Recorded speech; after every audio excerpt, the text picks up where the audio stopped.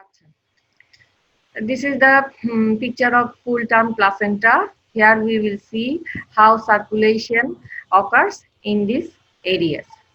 This is the cotyledon, which is separated from each other by decidual septa.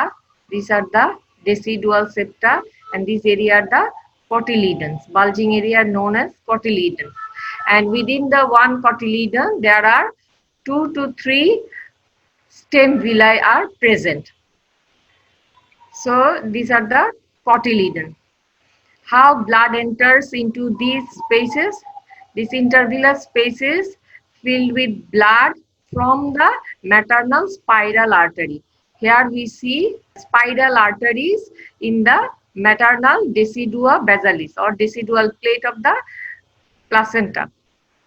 And these arteries blood has considerable amount of pressure, and for this pressure blood enters into this intervillous space, and this blood contain nutrition, oxygen for the fetus. And after the exchange of nutrition and oxygen, deoxygenated blood again moved through this endometrial vein to the maternal circulation.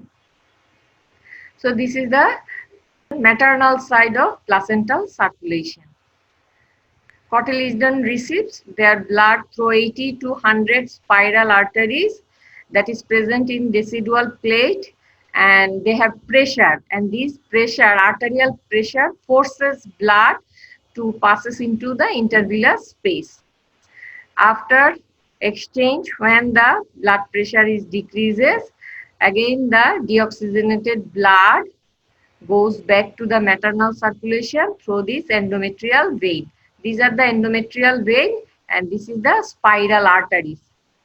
Spiral arteries forces blood into the intervillous space, and these artery contain nutritious and oxygenated blood for the fetus. Now come to the fetal part of the placental circulation. Here we see these are the chorionic villi, and these villi contain these villi, the villus blood vessels, and this is the capillary network. And these villus blood vessels again connected to the chorionic vessels and to the umbilical vessels. What we see that from the fetus, deoxygenated blood comes through these umbilical arteries, and then to the this, when they reaches the chorionic placental membrane, then this deoxygenated or carbon dioxide and other waste material goes to the intervillous space. This space is the intervillous space where maternal blood lies, and from this intervillous space nutritious rich blood enters through this vein, and ultimately they join and form this large umbilical vein. Why umbilical vein carry oxygenated and nutrition rich blood? One explanation may be that as the vein has thin wall and more capacious, so it is easy for the venous blood to carry more oxygen and nutrition rich blood to the fetus. So this umbilical vein carry oxygenated blood, and umbilical artery carry deoxygenated blood.